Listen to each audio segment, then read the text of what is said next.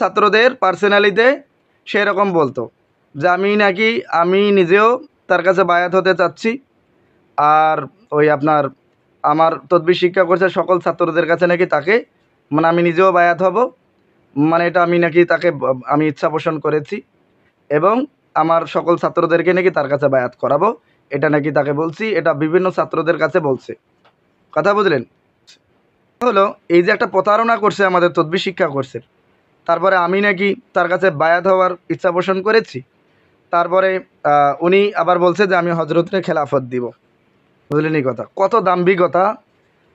আমার কাছে কোর্স করার পরে আমাকে মরিদ করবে ওনার ইচ্ছা, না আমি ওনার কাছ থেকে মরিদ হওয়ার ইচ্ছা পোষণ করেছি। বিভিন্ন ছাত্রদের কাছে মানে ছোট করার একটা পরিকল্পনা করেছে। তা আমাদের ওস্তাদগণ, যোগ্য যোগ্য ওস্তাদগণ এখনও জীবিত আছেন। কথা বুঝলেন না হজরত? তো ওস্তাদগণ থাকতে ছাত্রর কাছে গিয়ে বায়াত হব? বুঝলেন না হজরত? ওস্তাদগণ থাকতে ছাত্রর কাছে গিয়ে বায়াত হব? আমাদের ইসলামী মুরব্বী নাই। যাই হোক, তো মূল কথা হলো, তো যখন ওনাকে জিজ্ঞাসা করলাম যে হজরত আপনি যে এই কথাগুলো বলছেন আমাদের ছাত্রদের, মানে আমি বললাম যে হজরত আচ্ছা একটা ইনসাফের কথা বলেন, আপনাকে আমরা তদবির শিক্ষা কোর্সের এজাজত দিলাম, যা আবু ইউসুফ সাহেব আমাকে অনেকবার রিকোয়েস্ট করছে, আপনি আবু ইউসুফ সাহেবকে জিজ্ঞাসা করবেন, আপনার ব্যাপারে বহু রিকোয়েস্ট করছে আপনাকে খেলাফত দেওয়ার জন্য। আপনি যেহেতু প্রাথমিক ছাত্র ছিলেন, আমি কিন্তু আপনাকে এটা দায়িত্বটা দিতে চাইনি। আর যেহেতু আপনি দেখলাম যে আপনি নিজেও ইচ্ছা পোষণ করলেন আমার সাথে, আপনি যোগাযোগ মানে করলেন, তখন আমি বুঝতে পারলাম যে আপনি এই দায়িত্বটা চাচ্ছেন, মানে ডাইরেক্টলি না ইনডাইরেক্টলি আপনি ঘুরিয়ে ফিরিয়ে আমার কাছ থেকে পেঁচিয়ে টেঁচিয়ে আপনি আপনার ক্লিনিকের কথা বলে আপনি দুই একজনকে আপনার মানে সহযোগিতার জন্য তদবির শিখাবেন, সেটার জন্য আপনি আমার কাছে এজাজত চাচ্ছেন। তো ঘুরিয়ে ফিরিয়ে যেটা বুঝলাম যে আপনি আমার কাছে কোর্স করানোর এজাজত একটা মানে একটা দায়িত্ব মানে যেন আপনাকে দেওয়া হয়, এটা আপনি মানে চাচ্ছেন গ্রুপের। আর আপনি ইচ্ছাকৃত আপনি একজন বিসিএস ক্যাডার পরিচয় দেন নিজেকে, তারপরে আপনি একজন ডাক্তার পরিচয় দেন। কথা বুঝলেন না? আপনার নিজস্ব ক্লিনিক আছে, আপনি একজন মহিলা মাদ্রাসার মোহতামিম, আপনি একটা মসজিদের খতিব, তো আপনি এত কিছু আপনার পরিচয় হজরত। তো যে কেউই তো আপনার যোগ্যতার ব্যাপারে প্রশ্ন তুলবে যে আপনি এত বড় একজন ব্যক্তি, যা সব সময় নাকি ওই অনেক সময় ছাত্ররা পার্সোনালি তো অনেক সময় ওনাকে মেসেজ টেসেজ বা কল টল দিলে উনি বলতো যে ওনার মানে ডাইনে বামে নাকি সরকারি লোক থাকে, ওনাকে গার্ড দিয়ে রাখে। কথা বললেন? এটা ইসমাইল হোসেন কাসিমি সাহেবকে উনি সব সময় বলতো। তো বলে হজরত আমি এখন গাড়িতে আছি, আমার মানে ডাইনে বামে মানে গার্ড থাকে, মেসেজের মধ্যে বলতো যে ডাইনে বামে সরকারি গার্ড আছে, মানে ওনাকে নাকি মানে গাড়ি দিয়ে বাড়িতে মানে দিয়ে আসে, আবার সকালবেলা নাকি সরকারি লোক এসে ওনাকে গাড়িতে করে নিয়ে যায়। তা মানে বুঝেন তো, মানে ওনাকে এইটা আর কি, উনি একটা বিসিএস ক্যাডার, হ্যাঁ, তো ওনার মানে সরকারিভাবে ওনার তারপরে দুর্নীতি দমন কমিশনের নাকি উনি একটা মানে বড় একটা পদে সরকারি পদে আছে। এটা অনেক ছাত্রদেরকেই উনি বলছেন, কিন্তু এটা মানে আমাকে বলছিল। হ্যাঁ হ্যাঁ আমাকে বলেছেন, আমাকে শুধু তাই না, এটাও বলেছে যে বাংলাদেশের যে ব্যবসায়ী যে সমিতি আছে চিটাগাং যে কাস্টমস, এই ব্যবসায়ী সমিতির মধ্যে উনি নাকি বড় একটা পদের মধ্যে আছেন, আরো নানান বলছিলেন। কিন্তু ওনার কোন কথার মধ্যে আমি কোন ইংরেজি কোন কথা শুনি নাই, যেহেতু বিসিএস ক্যাডার হলে তো ইংরেজিতে মানে ফ্লোলি কথা বলতে পারে, কিন্তু আমি তো দেখি নাই। আমাকে বলছিল নারায়ণগঞ্জে একটা কলেজের মধ্যে নাকি উনি শিক্ষকতা করে। বিসিএস এর সর্বনিম্ন পদ হলো কলেজে চাকরি পাওয়া বিসিএস এর মধ্যে। জি জি। কিন্তু কি জানি কইতাম, আমি বলতে পারি না উনি বিশেষ কারা কিনা। তো যাই হোক হজরত, এখন কথা হলো তো ওনার ওই আমাকে যা বলছে কোনো কিছু বাদ দেয় নাই। আমরা তবলিগি মানুষ, তবলিগের কোনো মুরব্বী নাই তার সাথে সময় লাগায় নাই, এবং সে আমাদের কাকরাইল মাদ্রাসায় পড়ছে, যেখানে কাকরাইল মাদ্রাসায় ভর্তি হয় শুধু 8ই শাওয়াল, এছাড়া বাংলাদেশে শুধু এই একটা তারিখেই কাকরাইলে ভর্তি হয়, এবং তিনশিল্লার সাথীর বাচ্চাদের ভর্তি করায়। উনি বড় ছাত্রদের ভর্তি করায় না, উনি বলছে অনার্স মাস্টার্স করে মাদ্রাসায় পড়ছে, সাল লাগাইছে ইন্ডিয়ায়, আচ্ছা অনেক তথ্য দিছে। আবার ঢাকা সিটি কলেজে সামাজিক বিজ্ঞানের উনি অধ্যাপক, এইটাও বলছে আমাকে। আচ্ছা বুঝতে পারছি। BCS cadre. আচ্ছা এবং ফজলুল করিম রহমতুল্লাহ খাস সফর সঙ্গী ছিল। আচ্ছা, এখন কথা হলো এগুলো বের করা হবে, কথা বুঝলেন নি? এখন আজকের কথাটা শুনেন। তো যখন এগুলো বললাম যে হজরত আপনি এগুলো মিথ্যাচার আমাদের নামে কেন করলেন, যে আপনি ছাত্রদেরকে বললেন আমি নাকি আপনাকে আপনার কাছে মানে আমি নিজেও বায়াত হওয়ার ইচ্ছা পোষণ করেছি, এরপরে আমার তদবির শিক্ষা করছে সকল ছাত্রদেরকে নিয়ে নাকি আপনার কাছে আমি বায়াত হতে যাব, এটা নাকি আপনি মানে বলে বেড়াচ্ছেন, ছাত্রদেরকে বলছেন। তা বলতেছে না হজরত, এটা সম্পূর্ণ আমার উপরে মানে মিথ্যা অপবাদ, এটা আমি বলিনি। ওই আপনি নিজেই যাকে ভালো বলেন, যার আপনি চরিত্রের ব্যাপারে আপনি ভালো বলেছেন, তো সেরকম একজন ব্যক্তি উনি বলেন যে উনিও আপনার ব্যাপারে মিথ্যা বলেছেন। পরে বলতেছে যে না হজরত, তাহলে ওনার শুনতে ভুল হয়েছে। আমাকে বলতেছে যে ওনার শুনতে ভুল হয়েছে, আমি বলছি যে আমি হজরতরে মানে আমার ইচ্ছা আছে আমি ভবিষ্যতে হজরতরে খেলাফত দিব, উনি নিজের মুখে। তাই আমি বললাম যে ও আচ্ছা, এটা আপনি নিজে ইচ্ছা পোষণ করছেন না? পরে বলছে জি হজরত, এটা হজরত এটা কি আমি কোনো অপরাধ করছি হজরত? তাই আমি বলছি জি, আলহামদুলিল্লাহ, আপনি খুব ভালো মানে নিয়ত করছেন, আমাকে আপনি খেলাফত দিবেন। তো আমাদের আকাবিররা আম, আপনার চেয়েও অযোগ্য। বলতেছে না হজরত, এটা কি আমি মানে বলেছি? তা আমার তো ইসলাহি মুরব্বী আছে। তাহলে আপনি বেলাল হোসেন জাবিরি যে এই ইচ্ছাটা পোষণ করলেন, তা আপনাকে আমি বলি যে আপনি কি আমার ছাত্র নাকি আমি আপনার ছাত্র? বলতেছেন আমি আপনার ছাত্র। তা আপনি ছাত্র হয়ে মানে ওস্তাদকে খেলাফত দেওয়া বা বায়াত করানো, এইটা মানে কোন যুক্তিতে আসে আপনি আমাকে বলেন? বা আপনি কি কোনো আকাবিরদের কিতাবের মধ্যে কোনো ঘটনা পাইছেন যে কোনো আকাবিরিনেগণ এরকম মানে আহ, নিজের ছাত্রের কাছে বায়াত হয়েছে, এরকম কোনো পাইছেন আপনি? পরে বলতেছে যে হজরত, তাহলে মানুষ বলতে তো ভুল হয়, তো হজরত তাহলে আমার এটা ভুল হয়েছে, বুঝলেন নি কথা? এটা আমার ভুল হয়েছে আর কি, কথা বুঝলেন? তো আমি বললাম যে আপনি একজন যোগ্য মানুষ। তারপরে ওনাকে আমি উনি আসবেন না, আমি ওনাকে একবার জুমে আসতে বলছিলাম যে আসেন তাহলে জুমে, তো উনি মানে আসতে রাজি নন। তারপরে ওনাকে ওই আপনারা সবাই জানেন যে এই আপনার মুহিবুর রহমান সাহেবের মাধ্যমে আপনার এই আবু ইউসুফ সাহেবকেও জুমে আসতে বলছিলাম, ওনাকেও আসতে বলছিলাম, এটা একটা প্রমাণ করার জন্য। আসলে মূল উদ্দেশ্য ছিল আমার ওইটা, কথা বলেন, এটা প্রমাণ করব যে মূল কথা ইসমাইল হোসেন কাসিমি সাহেবকেও ডাকবো, আর যাদের কাছে এই কথাগুলো বলছে সবাইকে ডাকবো, ডেকে এটা প্রমাণ করব, বুঝলেন নি হজরত? তো উনি মানে আহ, এই মেসেজটা এখনও আছে। উনি আহ, মানে বুধবারে মহিবুর রহমান সাহেব মানে মেসেজ করছে, উনি বললো যে কালকে আমার মানে মাহফিল আছে, আমি আর আসতে চাচ্ছি না। মানে প্রথমে বলছে আমি মাহফিল আমার ব্যস্ত আছি বৃহস্পতিবারে, পরে বলতেছে যে হজরত কালকে তো না, পরশু দিন শুক্রবারে আমাদের মিটিং। তো পরে বলতেছে যে হজরত আমি আর জুমে আসতে চাচ্ছি না, আপনাদের সকলের জন্য দোয়া রইল, হজরতের জন্য দোয়া রইল, আমার জন্য দোয়া করবেন, বা মানে হজরতের কাছেও মানে দোয়ার আর্জি পেশ করলাম, এরকম একটা মেসেজ লেখা আছে। মহিবুর রহমান সাহেবের কাছে মেসেজটা আছে, আপনাদেরকে গ্রুপে পাঠিয়ে দিবেন, আপনারা দেখে নিন। উনি একজন শিক্ষিত মানুষ, ওনার লেখার মধ্যে না কোনো দাড়ি এবং কমা আছে, কথা বলেন, যে একজন বিসিএস ক্যাডার, তার আমাদের লেখার মধ্যে, আমরা সাধারণ মানুষ হজরত, আমরা মাদ্রাসা লেখাপড়া করেছি, একজন আলেমের বাংলা শিক্ষা যোগ্যতা কতটুকু এটা আপনারা ভালো জানেন, বুঝলেন না হজরত? আমাদের ভুল হতেই পারে, বুঝলেন না কথা? কারণ আমরা বাংলা ইংরেজির এত মানে শিক্ষা আমরা তো মাদ্রাসায় পাই না, কথা বুঝলেন না? একজন ছাত্র 5-6 পর্যন্ত একটা যোগ্যতা যেন ইংরেজি পড়তে পারে মোটামুটি, এটা একটা যোগ্যতা অর্জন করে। বাংলা অঙ্ক ইংরেজিগুলো যেগুলো আসলে প্রয়োজন হয় কিতাব পড়ার জন্য, অতটুকু বাংলা অঙ্ক ইংরেজি প্রাথমিক দেওয়া হয়। তো এখন কথা হলো, এই বেলাল হোসেন জাবিরি সাহেবকে যখন আমি জিজ্ঞাসা করলাম যে হজরত আপনি কোন যুক্তিতে এটা, ঠিক আছে আমার তো কোনো যোগ্যতা নাই, আপনারা তারপরও আমাকে ওস্তাদ স্বীকৃতি দিয়েছেন বা আমার কাছ থেকে একটা পদ্ধতি শিখছেন, সেই হিসাবে তো আমি আপনার ওস্তাদ, আপনার উপরে আমার হক আছে, অধিকার আছে, আপনাকে আপনার উপরে আমার অধিকার আছে। তো সেই অধিকারের ভিত্তিতে আপনি একজন ছাত্র আমার, আপনি আপনার যুক্তিতে বলেন যে আপনি আপনার যে ইচ্ছা পোষণ করাটা এটা কতটুকু যুক্তিসঙ্গত। পরে বলতেছে, হজরত তাহলে আমি মানুষ, তো মানুষ বলতে তো ভুল হয়।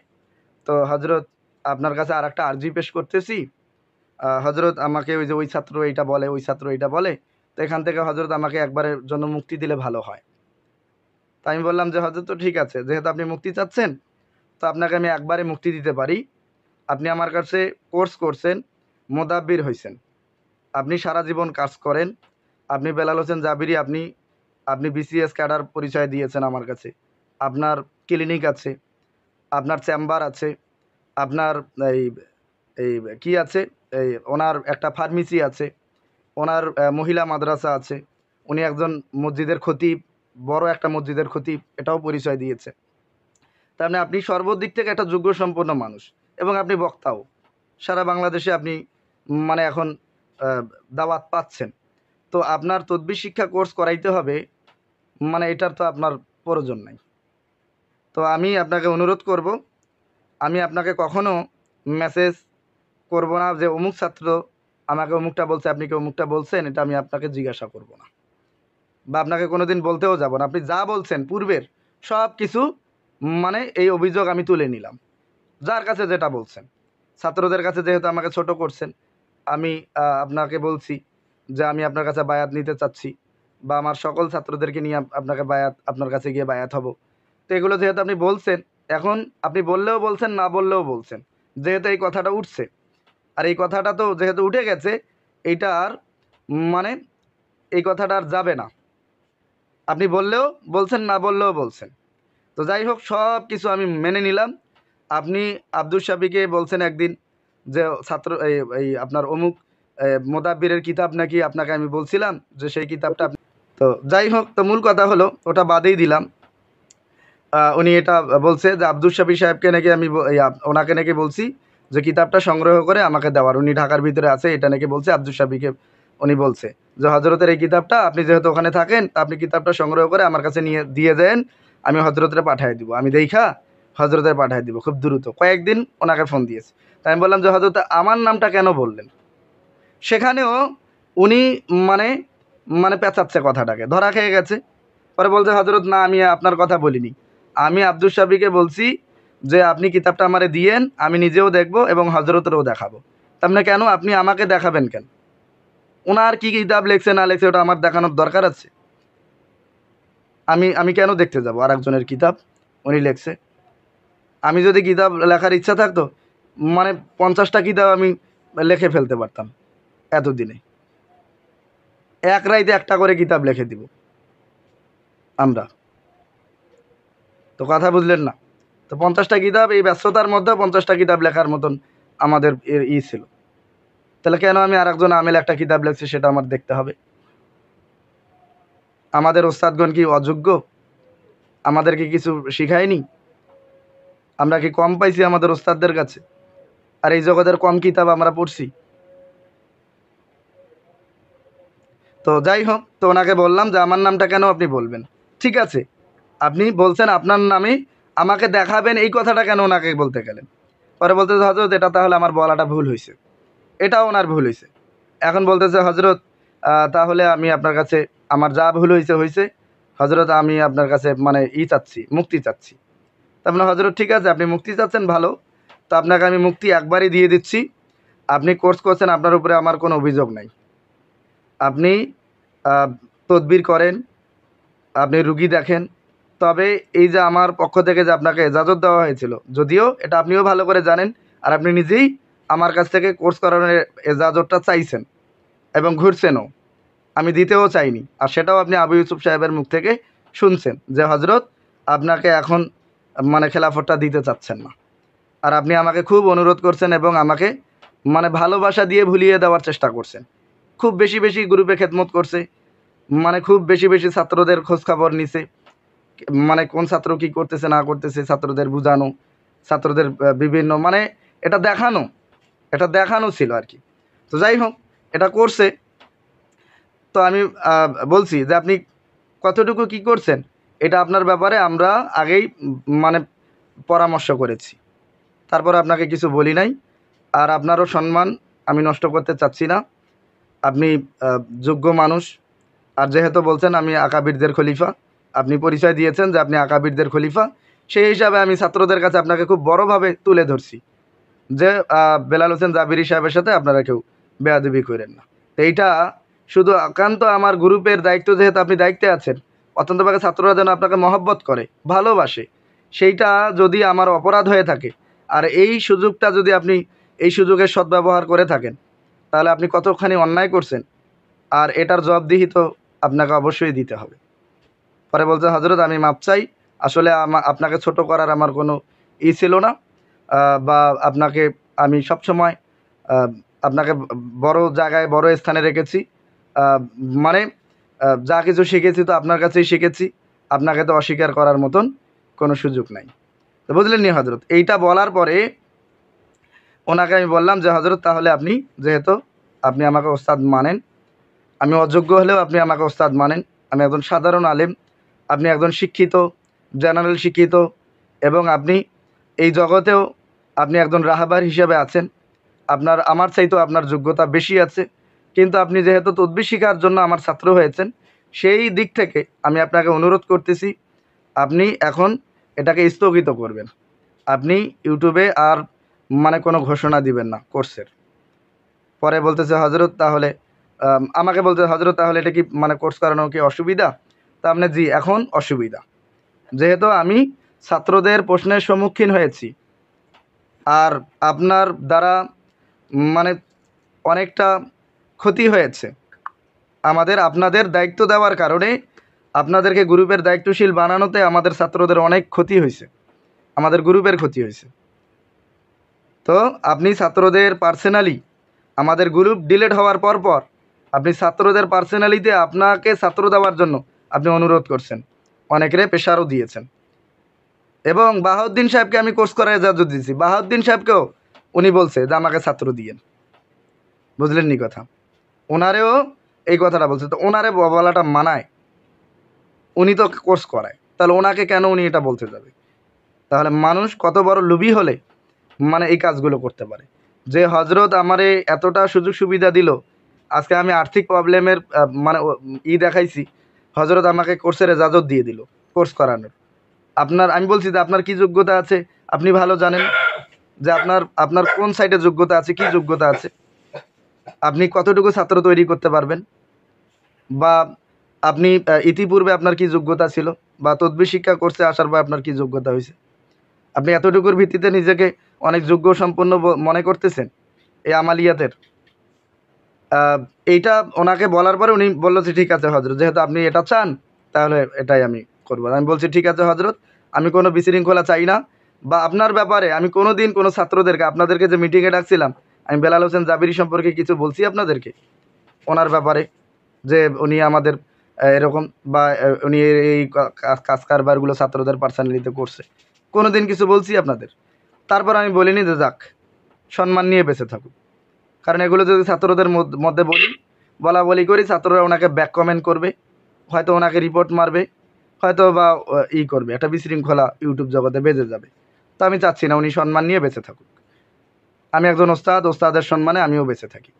কিন্তু ওনাকে বলার পরে যাই হোক, আমি হয়তো তারপরে আমি ওনাকে বললাম যে আপনি 1-1.5 মাস আগে আপনাকে একবার আমি আপনি কি এতদিনে, এই যে আমাদের গ্রুপ ডিলিট হওয়ার পরে আপনি প্রত্যেক দিনই তদবির শিক্ষা কোর্সের ঘোষণা দিচ্ছেন, এই 1-1.5 মাসে কি আপনি আমার সাথে একবারও যোগাযোগ করছেন যে হজরতের খোঁজখবর নিয়ে দেখি? আপনি তো একদিনও আমার ভালো মন্দ খোঁজখবর নিলেন না। তো বলছে যে হজরত, মানে আমাকে বলতেছে হজরত একবার ওই যে গ্রুপ ডিলিট করার পরে উনি আমাকে একবার মেসেজ করছিল, সেটার উত্তর আমি তখন দেইনি, পরের 2 দিন পরে আমি ওনারে ফোন দিয়ে ওনার সাথে কথা বলছি, সেই কথাটা উনি ধরে রাখছে। বলতে হজরত আপনাকে একবার মেসেজ করছিলাম, আপনি রিপ্লাই দেননি, তো আপনি রিপ্লাই কেন দিব? আপনার সাথে তো ফোন দিয়ে কথাই হলো, তো ফোন দিয়ে যদি কথা হয় তাহলে আপনাকে রিপ্লাই কেন দিতে হবে? তা আপনি 1-1.5 মাসের ভিতরে আপনি বেলাল হোসেন জাবিরি আমার সাথে একবারও যোগাযোগ করেননি, তাহলে আপনার ভিতরে যে আগে থেকেই এই পরিকল্পনাগুলো আছে, তো এগুলো আর কোন দিক থেকে আপনি ঢাকবেন? ঢাকার মতন তো কোনো সুযোগ নাই। তো সের ভিত্তিতে আমি বললাম যে আপনি কোর্সের ঘোষণা বাতিল করে দিন, আপনার উপরে আমার কোনো রাগ নাই, আর আপনাকে কোনো দিন আমি মেসেজ করে বলবো না, কোনো জিজ্ঞাসা করব না। এরপরেও যদি হজরত সত্যি কথা অর্থে আমি রাগ বেশি দিন আমার ভিতরে রাখি না। কারণ মূল কথা হলো ওনার ভিতরে যে দাম্ভিকতা বা উনি যে একজন একজন এই খলিফা দাবি করে আকাবিরদের, তো আকাবিরদের খলিফারা কীরকম হবে, বা যারা আকাবিরদের সোহবতে আছে তাদের অন্তর কীরকম হবে, বা সাধারণ ওস্তাদ একেবারে মক্তবের ওস্তাদের প্রতিও তাদের ভয় থাকবে, তারা খুব ভয়ে কথা বলবে ওস্তাদদের সাথে। তো কথা বুঝলেন না? আমি কি মক্তবের ওস্তাদের চেয়েও খারাপ ওনার কাছে? কথা বুঝলেন না? যা রুহানিয়াতের ওনাকে দীক্ষা দেইনি আমি, এই তদবির জগতের একটা নতুন জগৎ আমি ওনাকে দেখাইনি, তাহলে আমার সাথে তো ওই আদবটা ওনার দেখানো উচিত ছিল। তো কথা বুঝলেন নি? এরপরেও এই যে রমজান মাসটা গেল, শবে বরাত চলে গেল, উনি এর ভিতরে আমার সাথে একবারও যোগাযোগ করলেন না যে হজরত কেমন আছেন, বা আমার উপরে কি এখনও রাগ আছে কি না। আমি তো এটাই চাইতাম যে দেখি ছাত্রদের মধ্যে এতটুকু অনুশোচনা আছে কি না।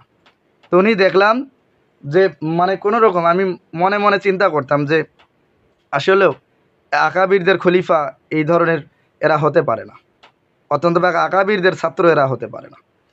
অবশ্যই এই জগতে বহু আকাবিরদের সাথে ওর বেয়াদবি আছে, না হইলে এ খোঁজ খবর লাগাইলে আপনারা দেখবেন যে এর ব্যাপারে অনেক মন্তব্য পাবেন আপনারা, যেহেতু দূর থেকেই তার ব্যাপারে এত কিছু খোঁজ খবর নিয়েছে, তো কাছের তার আশেপাশের মানুষরা তার ব্যাপারে কি বলবে। তো বুঝলেন না কথা? তো যাই হোক, তো মূল কথা হলো, কথাটা শেষ করি। এরপরে যখন আমি তাকে নিষেধ করলাম তো সে মানলো। আমি বললাম যে হজরত আমি এখন আপনাকে নিষেধ করেছি, আপনি এই নিষেধটা মানবেন আশা করি। তো বলছে ঠিক আছে হজরত।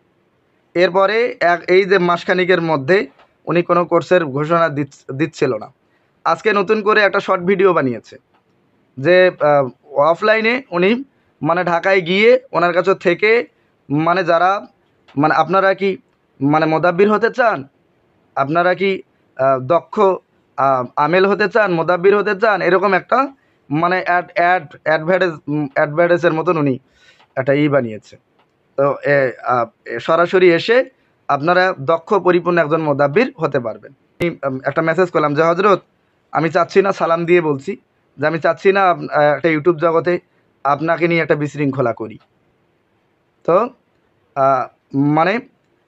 আপনি কী জানি একটা লিখছি, আপনারা ওই যে এটাতে দেখবেন, আমার মনেও নাই এখন।